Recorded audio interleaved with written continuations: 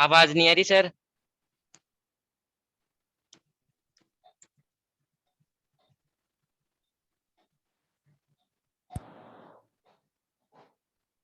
अभी आ रही है?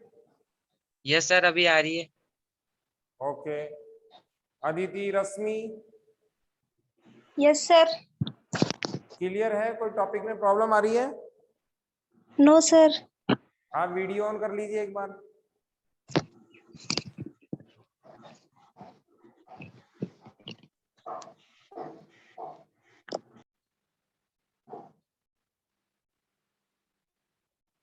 कुछ पूछना हो?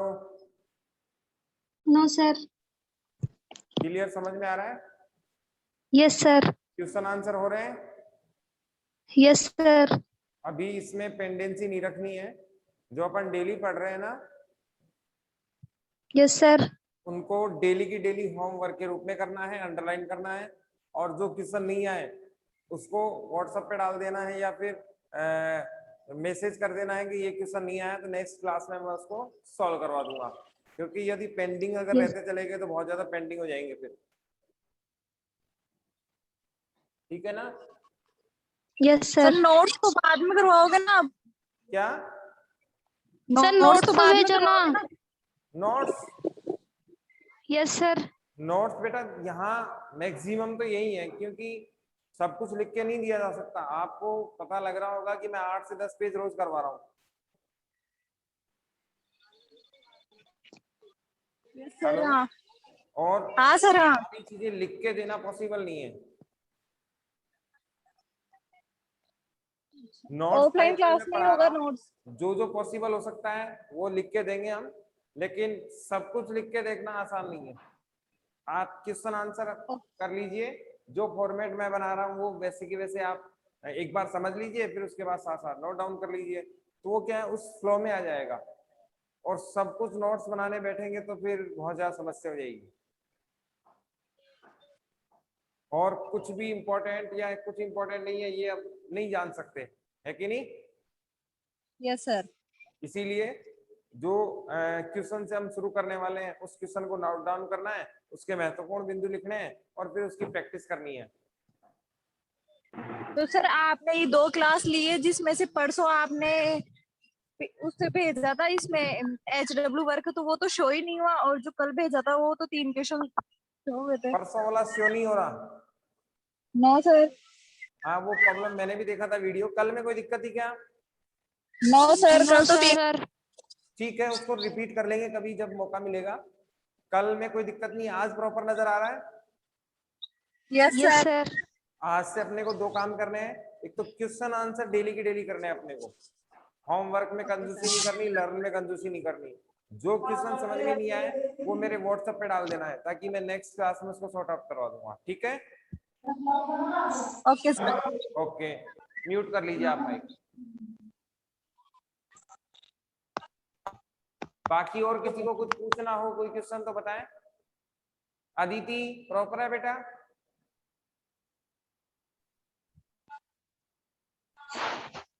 Yes sir. ओके, ठीक है। देखो, आज हम पढ़ेंगे विभाजन की प्रक्रिया। इंपॉर्टेंट क्वेश्चन है। इस पूरे चैप्टर से ऐसा एक भी टॉपिक नहीं है जो हम छोड़ सकते हैं। कंटिन्यू 13, 14, 15 में जब एनसीईआरटी चल रही थी हमारे यहाँ, बहुत क्वेश्चन यहाँ से पूछे गए। अभी तक जो हमने पढ़ा था उसमें से क्वेश्चन कौन कौन से बने थे? टेस्ट विद डेस्टिनी क्या थी? नेहरू जी के भाषण को टेस्ट विद डेस्टिनी या भाग्य वधु से चिर प्रतिष्ठित भेंट कहा गया था। राष्ट्र निर्माण की कितनी चुनौतियां पढ़ ली हमने? 3। पहली कौन सी थी? एकता स्थापित करने की चुनौती। दूसरी कौन सी थी? लोकतंत्र की। और तीसरी कौन सी थी? तीसरी थी समानता की। और इन तीनों में सवाल सिंगल लाइन का अगर पूछा जाएगा तो सर्वाधिक महत्वपूर्ण या तात्कालिक चुनौती, 2 शब्द आपसे पूछेगा। पहला पूछेगा तात्कालिक चुनौती कौन सी थी या सर्वाधिक महत्वपूर्ण कौन सी थी, तो आंसर क्या आएगा? एकता स्थापित करने की। कौन सा आएगा? एकता स्थापित करने की। फर्स्ट जो चुनौती थी वो इसका आंसर आएगा। इसके बाद हम देखते हैं विभाजन की प्रक्रिया। आपको बहुत ध्यान से पढ़ना है, आज का टॉपिक थोड़ा सा लेंदी होने वाला है, कोशिश करना ये यहीं की यहीं याद हो जाए।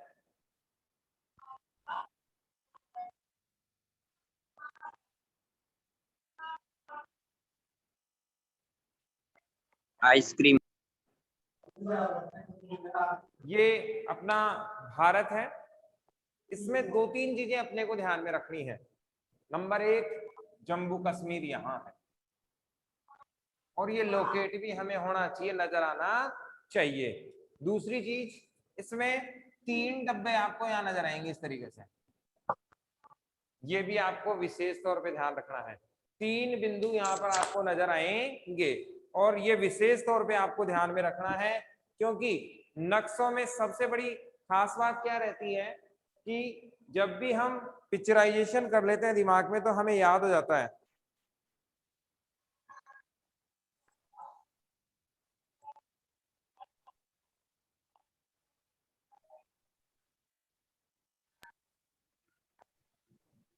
आपको इस बात पे जरूर ध्यान देना है कि कौन सी चीज कहाँ है। जम्मू कश्मीर, इसमें जो बीच वाला स्थान है वो मणिपुर का है, ये भी आपको ध्यान में रखना है। यहाँ पर बीच में ये जो जगह पड़ रही है वो पड़ रही है हैदराबाद, ये क्या पड़ रहा है, हैदराबाद, और ये यहाँ गुजरात पड़ेगा। आप देख लीजिएगा गुजरात कहाँ है, गुजरात में बॉर्डर पे कौन सी जगह, गुजरात। गुजरात में एक जगह का नाम है बॉर्डर इलाके में, जैसे पूरा गुजरात है तो इस गुजरात में बॉर्डर पे कौन सी जगह है, जूनागढ़। आपको ये ध्यान रखना है, ये इंडिया के बाहर की साइड नहीं है, ये इंडिया के अंदर ही है, ये भी इंडिया के अंदर ही है, और ये दोनों तो ऑलरेडी इंडिया के अंदर है ही है।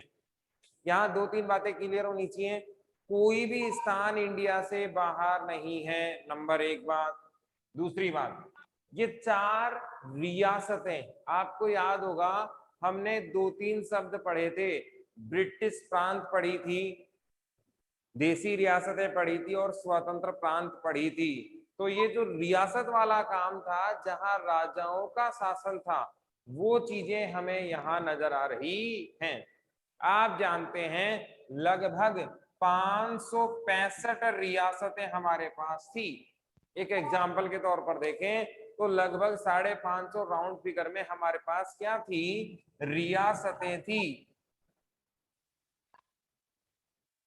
आप समझ सकते हो इस इलाके में, इस इलाके में, इस इलाके में, और ये पूरा हिंदी भाषी क्षेत्र अलग देखें तो ये सारे क्या हैं, चारों तरफ फैलने वाला मामला था। कोई ऐसा काम नजर नहीं आ रहा था जिससे भारत का एकीकरण आसानी से संभव हो सके। चारों दिशाओं में 4 अलग अलग, पूर्वोत्तर भारत अंग्रेजी बोलता है, ये साउथ इंडिया अंग्रेजी बोलता है, ये अपने कश्मीरी बोलता है, तिब्बती बोलता है, मैथिली बोलता है, ये मिडिल इंडिया हिंदी बोलता है, ये उड़िया क्षेत्र है, ये मराठी कोंकणी गोवांती क्षेत्र है। तो पूरा इंडिया फैलाव की तरफ था।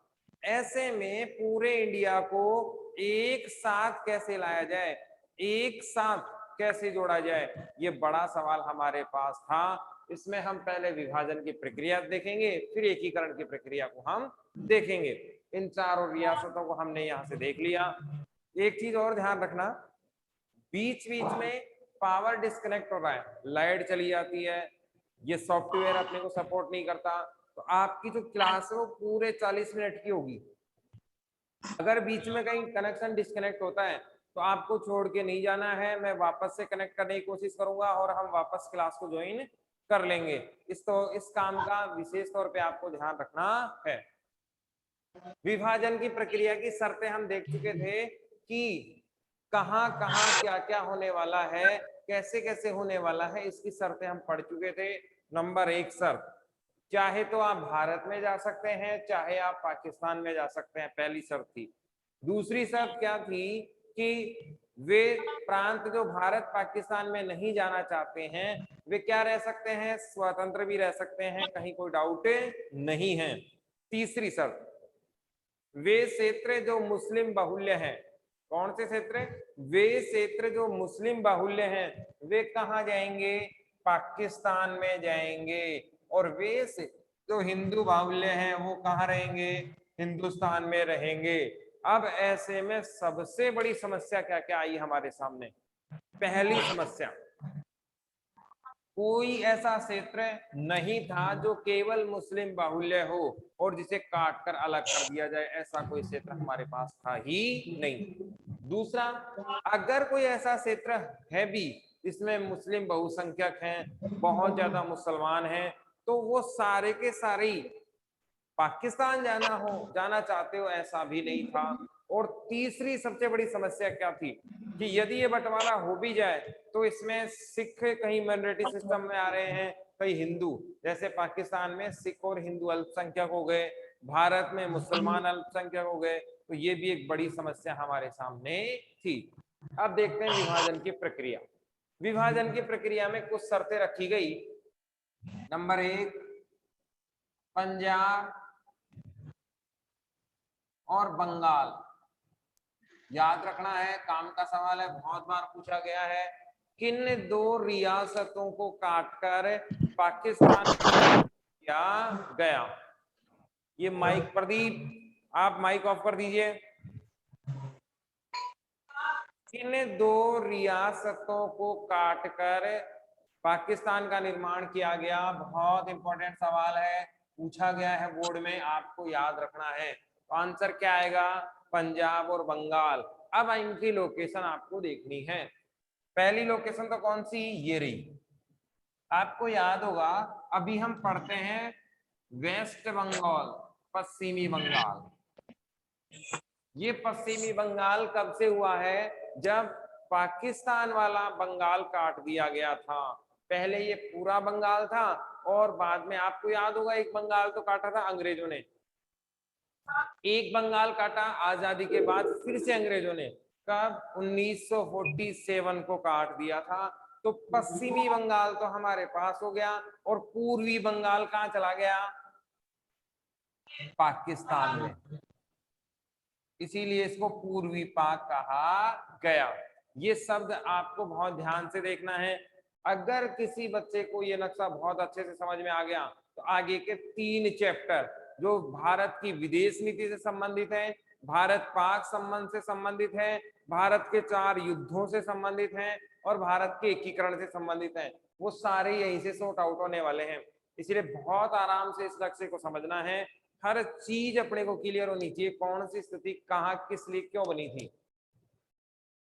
पूरा क्षेत्र क्या कहलाता था? बंगाल कहलाता था। इस बंगाल को कितने भागों में काट दिया? 2। एक बंगाल भारत के लिए, एक बंगाल पाकिस्तान के लिए। पाकिस्तान वाले बंगाल को क्या कहा गया? पूर्वी पाकिस्तान कहा गया। भारत वाले बंगाल को क्या कहा गया? पश्चिमी बंगाल कहा गया। फिर दूसरा क्षेत्र काटा गया पंजाब। इस पंजाब के 2 टुकड़े हुए, एक तो पाकिस्तान का पंजाब वाला, पाक पंजाब जिसे सिंध बलूचिस्तान क्षेत्र भी इसी में आते हैं, और एक भारत वाला जो पंजाब था वो था ही। इसलिए पंजाब के भी कितने टुकड़े हो गए? 2 टुकड़े हो गए। और इसे जो नाम दिया गया वो था पश्चिमी पाकिस्तान। क्या नाम दिया गया? पश्चिमी पाकिस्तान नाम दिया गया। अब यहाँ पर एक बात आपको क्लियर हो गई होगी कि आजादी के दिन 1 नहीं, 2 नहीं, 3 टुकड़े हुए। कितने टुकड़े हुए? 3। होने कितने चाहिए थे? 2। एक भारत और एक पाकिस्तान, लेकिन हुए कितने? 3। पहला भारत, दूसरा पूर्वी पाकिस्तान, तीसरा पश्चिमी पाकिस्तान। अब आपको ये समझना है कि चाहे पूर्वी पाकिस्तान कह लो चाहे पश्चिमी पाकिस्तान कह लो, है एक ही। इस पश्चिमी पाकिस्तान का राजनीतिक नेतृत्व यहां भी था और यहां भी था, यानी कि पाकिस्तान की जो सरकार थी वो दोनों ही जगह राज करती थी। और ये 2 साइड भारत के हो गया, एक पूर्वी साइड हो गया और एक पश्चिमी साइड हो गया। यहां तक की बात किसको समझ में नहीं आ रही? कोई कुछ पूछना चाहे तो बताओ। क्लियर है? ठीक है, आगे देखो। अब यहाँ पर सवाल उठा विभाजन की प्रक्रिया को लेकर कि कैसे विभाजन हुआ और उसके बाद क्या क्या घटनाक्रम हुआ। ये पार्टीशन कब हो गया? 15 अगस्त 1947 तक की ये घटना हो चुकी है। इसके बैकग्राउंड की घटना भी हमने देख ली थी, कैसे अंग्रेज नहीं माने, कैसे मुस्लिम लीग ने मनाने की कोशिश की, लेकिन फिर भी विभाजन होके ही रहा। यहां तक हमने क्या क्या पढ़ लिया? रियासतों वाला चैप्टर तो पढ़ेंगे हम, इससे जस्ट आगे वाला तुरंत ही अगला टॉपिक है, चैप्टर नहीं। लेकिन इससे पहले हमने ये देखा कि भारत का विभाजन किस प्रकार से हुआ। 3 भाग बटे, पूर्वी पाकिस्तान, भारत और पश्चिमी पाकिस्तान। और ये किया किसने था? एक अंग्रेज है जिनका नाम है रेडक्लिफ। क्या नाम है? रेडक्लिफ। इंपॉर्टेंट है, आपको याद रखना है, बोर्ड ने पूछा था। भारत पाकिस्तान के बीच में जो सीमा रेखा है, उस सीमा रेखा का नाम क्या है? रेडक्लिफ सीमा रेखा है भाई, है ना? आप सबको याद रखना है कौन सी सीमा रेखा है? रेडक्लिफ सीमा रेखा है। किसके मध्य? भारत और पाकिस्तान के मध्य। एक कहानी मैं आपको सुनाता हूँ, बड़ी दिलचस्प कहानी है। ये रेडक्लिफ महोदय भारत कभी आए ही नहीं, इन्होंने कभी भी भारत को देखा ही नहीं कि भारत कैसा है, वहां की संस्कृति कैसी है, वहां की राजनीति कैसी है, कभी नहीं इनका जुड़ाव भारत से था ही नहीं। जब देश आजाद होने लगा तो उससे कुछ समय पहले, यानी कि कुछ मंथ पहले ये भारत आए। जब यहाँ के जो वायसराय थे, गवर्नर जनरल थे, उन्होंने इनसे कहा कि आपको एक बहुत जटिल कार्य करना है। और रेडक्लिफ ने पूछा वो क्या है, तो उन्होंने कहा 2 नेशन पार्टिसिपेट का काम आपको देंगे, 2 देशों को बांटने का काम आपको देंगे। आप सोचो कितनी अविषम परिस्थितियों में और कैसे व्यक्ति इसके द्वारा पार्टीशन करवाया गया, वो विवाद का कारण तो होगा ही होगा। अगर कोई अनुभवी व्यक्ति होता जो ज्योग्राफी को जानता था, कल्चर को जानता था, या कंडीशन को जानता था, प्रॉब्लम्स को जानता था, अगर वो पार्टिसिपेट करता तो ज्यादा बेटर तरीके से हो सकता था। यही कारण रहा कि भारत पाकिस्तान आज निकटवर्ती 2 दुश्मन पड़ोसी हैं, यानी कि इनके मध्य कभी सुलह नहीं हुई तो कभी झगड़ा भी खत्म नहीं हुआ। तो भारत और पाकिस्तान के बीच में जो सीमा रेखा, उसका क्या नाम है? रेडक्लिफ सीमा रेखा है। जब ये पार्टीशन हो गया तो यहाँ पर एक बड़ा सवाल हमारे सामने उठा कि जैसे ही लोगों को पता लगा कि हम रातों रात बेघर हो गए हैं, जैसे ही लोगों को पता लगा कि वे रातों रात बेघर हो गए हैं, क्योंकि शर्त क्या थी? हिंदू कहाँ जाएंगे? भारत में। मुस्लिम कहाँ जाएंगे? पाकिस्तान में। तो आप जानते हो इन क्षेत्रों में क्या थे? मुस्लिम बाहुल्य था। क्या था? मुस्लिम बाहुल्य था। तो यहाँ पर जो अल्पसंख्यक हिंदू थे वो यहाँ आने लग गए। इस जगह कौन आने लग गए? एक तो हिंदू आने लग गए और एक सिख आने लग गए। दूसरी चीज, जो भारत में मुसलमान थे वो इधर भगने लगे। ऐसा है, आप समझ सकते हैं, रातों रात अपने घर में ही विदेशी हो गए लोग बाग। पहले 14 अगस्त 15 अगस्त मिड नाइट तक सब अपने देश में थे, लेकिन जैसे ही 2 देशों की घोषणा हुई और कहा कि एक पाकिस्तान और दूसरा क्या बनेगा? हिंदुस्तान बनेगा। हिंदू राष्ट्र कौन सा होगा? हिंदुस्तान। मुस्लिम राष्ट्र कौन सा होगा? पाकिस्तान। तो जो मुसलमान थे वे पाकिस्तान की तरफ भगने लगे, और जो पाकिस्तान में हिंदू थे वो कहाँ भगने लगे? हिंदुस्तान की तरफ। इनमें अपने मनमोहन सिंह जी भी, जो कौन है? भारत के पूर्व प्रधानमंत्री है, मोदी जी से पहले वाले। ये भी कहां से आए थे? पाकिस्तान से ही आए थे। बहुत सारे हीरो वगैरह हैं, बहुत सारे फिल्मी हस्ती हैं, आम नागरिकों को तो जानता ही कौन है, लेकिन इतने बड़े बड़े शख्स भी एक दूसरे देश में आ रहे थे। आपने नाम सुना होगा पाकिस्तान के तानाशाह परवेज मुशर्रफ। इनको भी पढ़ेंगे हम कारगिल युद्ध के समय। ये कहाँ के थे? दिल्ली में इनका मकान है। ये कहाँ चले गए थे? लाहौर चले गए थे। तो रातों रात जब एक दूसरी जगह हम जाने लगे तो समस्या इतनी भयंकर हो गई, स्थिति इतनी ज्यादा खराब हो गई कि हम लोगों को ये समझ में ही नहीं आया कि क्या करना चाहिए और क्या नहीं करना चाहिए। आपने एक मूवी देखी होगी गदर, सनी देओल की है, जो हमारे सांसद हैं। उसमें जो पिक्चराइजेशन किया गया है उसमें तो मिर्च मसाला है और एक स्टोरी, फिल्म स्टोरी के रूप में दिखाया गया है, लेकिन जो मारकाट दिखाई गई है वो उससे कम भी नहीं थी। लाखों महिलाओं के साथ रेप, मर्डर, लूटपाट, ये ऐसी घटनाएं बहुत सारी हमें इस घटनाक्रम में देखने को मिली। बहुत सारे लोगों की प्रॉपर्टी लूटी गई, बहुत सारे लोगों को जान से हाथ धोना पड़ा। और ये इस प्रकार का दंगा नहीं था कि किसी दुश्मन देश में ऐसा कुछ हो रहा है, जबकि ये सब किसके नाम पे हो रहा था? संप्रदाय, धर्म के नाम पर हो रहा था कि कहीं ना कहीं असुरक्षित भावना नजर आ रही थी। हिंदू मुसलमानों के प्रति आशंकित था, मुसलमान हिंदुओं के प्रति आशंकित था, और ये एक भयंकर जनसंघात हमें इस समय देखने को मिला। लाखों लोग अपनी सब कुछ प्रॉपर्टी को छोड़कर शरणार्थी शिविरों में रहने को मजबूर हो गए। किसमें रहने लग गए? शरणार्थी शिविरों में।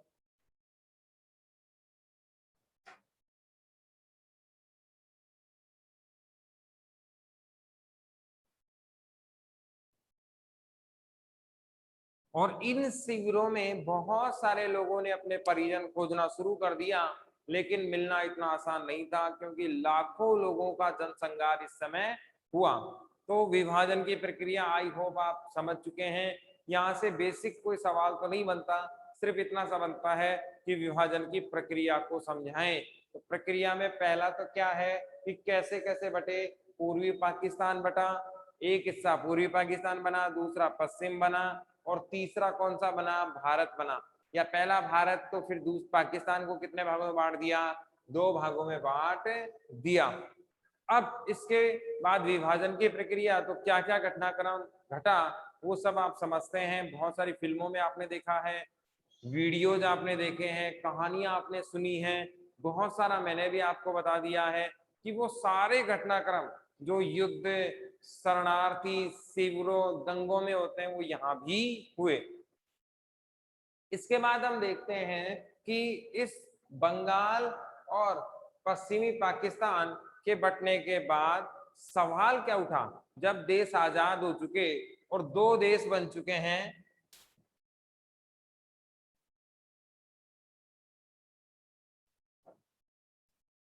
पहला भारत और दूसरा पाकिस्तान, तब यहाँ पर दोनों में खींचातान शुरू हो गई शुरुआत से ही।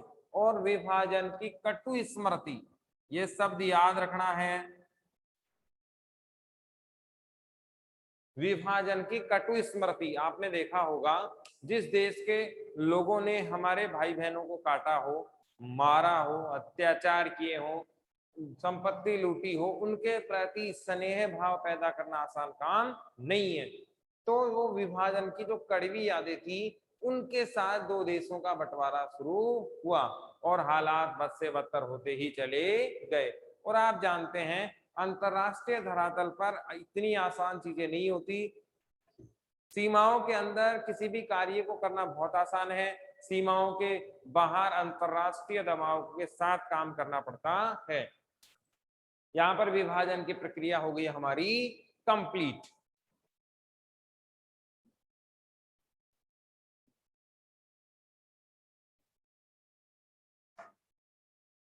अब इसमें देखते हैं पुनर्वास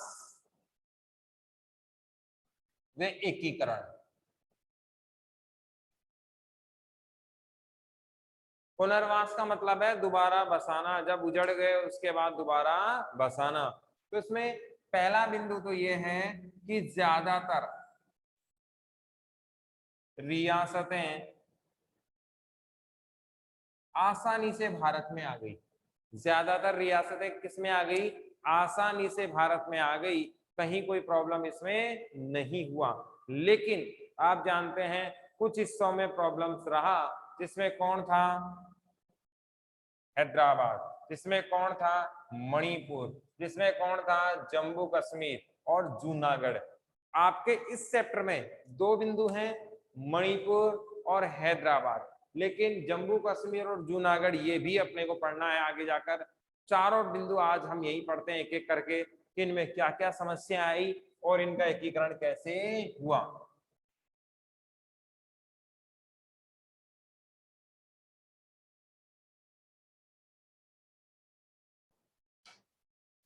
सबसे पहले देखते हैं मणिपुर।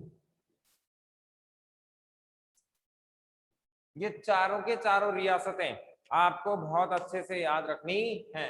ये चारों रियासतें आपके सवाल के रूप में मिलेंगी। आपसे सवाल पूछेगा मणिपुर रियासत के विलय को समझाएं, तो बहुत अच्छे से आपको ध्यान में रखना है। देखो, इसके लिए पहले हम ये देखते हैं कि यहाँ के राजा कौन थे, बोध चंद्र थे। राजा कौन थे, बोध नाम आप याद रखें, बोध सिंह जी थे। और आप जानते हैं पहले राजा सिस्टम ही चलता था। क्या सिस्टम चलता था, राजा सिस्टम चलता था। आपने अवस्थिति देखी इस प्रकार से, बीच में है, इस साइड तो पड़ता है इसके म्यांमार, इस साइड पड़ता है चाइना, और आप जानते हो दिल्ली से ये बहुत ज्यादा दूर है। आप 3 स्थिति देख चुके हैं। मणिपुर के पास में कौन है, चाइना है। जस्ट बॉर्डर शेयर किससे हो रहा है, म्यांमार से हो रहा है। दिल्ली से दूरी बहुत ज्यादा है। आप जानते हो चिकन नेक, अगर मैं इसकी बात करूं तो इसे कहते हैं चिकन नेक। ये केवल 22 किलोमीटर का है। कितना है, 22 किलोमीटर का है। और ये पूरे भारत को पूर्वी भारत से जोड़ता है। ये बात समझ में आई कि ये वाला छोटा सा टुकड़ा है जो बांग्लादेश इस साइड है, ऊपर नेपाल है और भारत इधर, और इधर दोनों साइड है। यदि इसको काट दिया जाए तो ये भारत का पूरा हिस्सा ही अड़ जाएगा। आप समझ सकते हैं। ऐसी स्थिति में चाइना की नजर हमेशा इसी पर रहती है। आप सोचो मणिपुर यहाँ है और दिल्ली यहाँ है, यहाँ से यहाँ की दूरी बहुत ज्यादा है।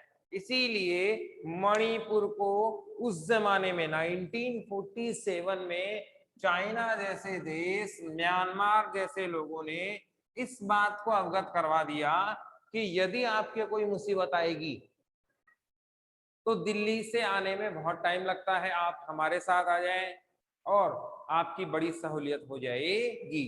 एक कारण तो ये था। ये कारण आपकी किताब में नहीं है, लेकिन फिर भी आपको ध्यान में रखना है कि मणिपुर के लोगों को किस प्रकार का बहकावा मिल रहा था, किस प्रकार से लोगों को डराया जा रहा था कि भारत के साथ जाने में आपको क्या नुकसान है। पहला कारण समझ में आया कि दिल्ली से दूरी क्या है, बहुत ज्यादा है। तो दिल्ली से दूरी क्या है, बहुत ज्यादा। दूसरा, यहां पर एक बार अकाल पड़ा था। आप देखें लालडेगा, मिजोरम देखेंगे हम लोग, तो उस समय भी ऐसा ही हुआ। इस पूरे क्षेत्र में मिजोरम, मणिपुर, इन क्षेत्रों में क्या पड़ा था, अकाल। और दिल्ली सरकार हमारे द्वारा, यानी कि यूं कहें भारत सरकार उचित कार्य नहीं कर पाई थी, क्योंकि उस जमाने में हम इतने संपन्न थे भी नहीं। इन कारणों से हमारे देश के प्रति इनका नकारात्मक रवैया पहले से ही था। ये सोच रहे थे कि कहीं ना कहीं पॉजिटिवनेस नहीं है भारत के साथ जाने में। ऐसी स्थिति में भारत सरकार ने, बहुत काम की चीज है, विलय पत्र, सबको याद रखना है, एग्जाम में आया हुआ सवाल है। इसी विलय पत्र को कहा जाता है इंस्ट्रूमेंट ऑफ एक्सटेंशन, या तो आप कह लें विलय पत्र या क्या कह लें इंस्ट्रूमेंट ऑफ एक्सटेंशन। आपसे पूछा जाएगा इंस्ट्रूमेंट ऑफ एक्सटेंशन क्या है। जब राजाओं को भारत में विलय करवाया जा रहा था तो उनसे साइन करवाए जा रहे थे, किस पर, विलय पत्र पर या इंस्ट्रूमेंट ऑफ एक्सटेंशन पर। एक नाम याद रखना, हिंदी अंग्रेजी का चक्कर है, तो उसे हम क्या कहते थे, इंस्ट्रूमेंट ऑफ एक्सटेंशन कहते थे। बोर्ड ने पूछा हुआ है, सबको याद रखना है। सवाल आ जाए विलय पत्र क्या है, तो राजाओं को किस में मिलाया जाता था, जब राज्य में मिलाया जाता था, देश में मिलाया जाता था, तो उनसे हस्ताक्षर किस पे लिए जाते थे? इंस्ट्रूमेंट ऑफ एक्सटेंशन पर लिए जाते थे। भारत सरकार ने राजा से किस पर साइन करवा लिए? विलय पत्र पर साइन करवा लिए। इसका मतलब क्या हुआ? मणिपुर किसका हिस्सा हो गया? भारत का। इसमें तो कोई डाउट है ही नहीं, क्योंकि उस समय अंतिम निर्णय का अधिकार किसके पास था? राजा के पास था। लेकिन जब राजा ने सहमति दी तो भारत ने यहां पर जनमत भी करवा लिया। क्या करवा लिया? एक प्रकार से जनमत करवा लिया, एक प्रकार से राय ले ली। अब यहां पर एक सवाल उठता है कि ये जनमत जनता के द्वारा नहीं था। जनमत कितने प्रकार के हो सकते हैं? दो प्रकार से। एक कौन हो सकती है? सरकार। दूसरा कौन हो सकता है? जनता। एक तो कौन हो सकती है? सरकार, और दूसरा कौन हो सकती है? जनता। तो ये जो राय ली गई जनमत की, ये मणिपुर कांग्रेस से ली गई। किससे ली गई? मणिपुर कांग्रेस से। जीके का बहुत अच्छा सवाल है। भारत में पहली बार जन संग्रह या जनमत कहाँ करवाया गया था? तो कहाँ करवाया गया था? मणिपुर में करवाया गया था। आप फिर से समझना, ये थोड़ा सा खिचपिच ज्यादा हो गया। भारत सरकार यदि किसी राज्य को, किसी रियासत को किस में मिलाती है? भारत में, तो साइन किस पर करवाती है? विलय पत्र या इंस्ट्रूमेंट ऑफ एक्सटेंशन पर। और इस पे साइन करवाते ही मामला हो जाता है खत्म, देश का हिस्सा वो क्षेत्र बन जाता है। यहां पर मणिपुर विलय हो गया, राजा ने साइन कर दिए, चैप्टर खत्म। इसके बाद भारत इसे और अच्छा बनाना चाहती थी, तो मणिपुर कांग्रेस से क्या ले ली? सहमति ले ली, जनमत संग्रह करवा लिया, और मणिपुर कांग्रेस ने सहमति दे भी दी। भारत ने सोचा 100% काम खत्म हो गया, चुने हुए प्रतिनिधियों ने यस कर दिया, कहीं कोई दिक्कत नहीं है। लेकिन हुआ ऐसा नहीं, क्योंकि यहाँ पर जनता मानती थी कि ये जो मणिपुर कांग्रेस वाला जो कार्य हुआ है, ये किसमें हुआ है? दबाव में हुआ है, प्रेशराइज कंट्रीब्यूशन है, प्रेशराइज विलय है, ये सेपरेट काम नहीं हुआ है। अब आप समझ रहे होंगे कि ये मणिपुर कांग्रेस कहां से आ गया। आप जानते हैं एक कांग्रेस तो कौन सी थी? दिल्ली वाली, जिसे कहा गया भारतीय राष्ट्रीय कांग्रेस, जो कब बनी थी? दिसंबर 28 1885 में। कब बनी थी? 28 दिसंबर 1885 में बनी थी। ये वो हुम ने बनाया था, और वो पूरे देश की एक ही कांग्रेस थी। अब इसके अधीन भी कुछ कांग्रेस थी, छोटी पार्टियां जिसे कह सकते हैं। जम्मू कश्मीर कांग्रेस थी, मणिपुर कांग्रेस थी, अपने राजस्थान कांग्रेस प्रदेश समिति कह सकते हैं। तो ये राज्यों की जो कांग्रेस है वो नहीं है जो दिल्ली में आप समझ रहे हो। समझ में आ रहा है? भारतीय राष्ट्रीय कांग्रेस अलग पार्टी है, भारतीय राष्ट्रीय कांग्रेस, इस कांग्रेस का पूरा नाम यह है। और इसके सहयोगी पार्टियां जो छोटी पार्टियां हैं, उनका नाम मणिपुर कांग्रेस, जम्मू कश्मीर कांग्रेस आदि थी। तो जनता की सहमति ना होने के कारण कहीं ना कहीं मणिपुर आज भी भारत के साथ अच्छे संबंध नहीं रखता है। वहां की जनता आज भी मन में द्वेष पाले बैठी है। बताओ भाई, किसको समझ में नहीं आया? सोनू, साहिल, टाइम अप होने वाला है, जल्दी बताओ। राहुल,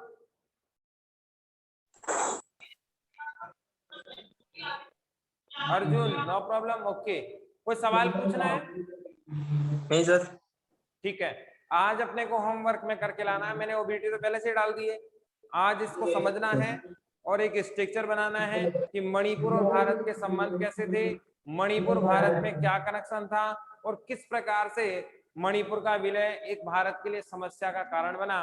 कारण बनने का कारण क्या था? केवल किससे पूछा गया? मणिपुर कांग्रेस से पूछा गया। पूछना किससे चाहिए था? जनता से जनता पूछना से। चाहिए था। और बताओ कोई सवाल? No sir. अर्जुन के अलावा कौन है? साहिल, कोई प्रॉब्लम है? ओके, ठीक है।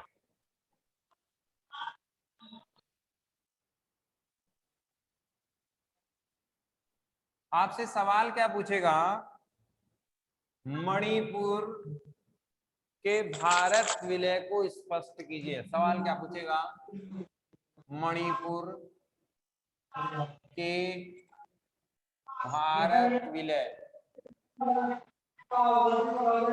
स्पष्ट कीजिए।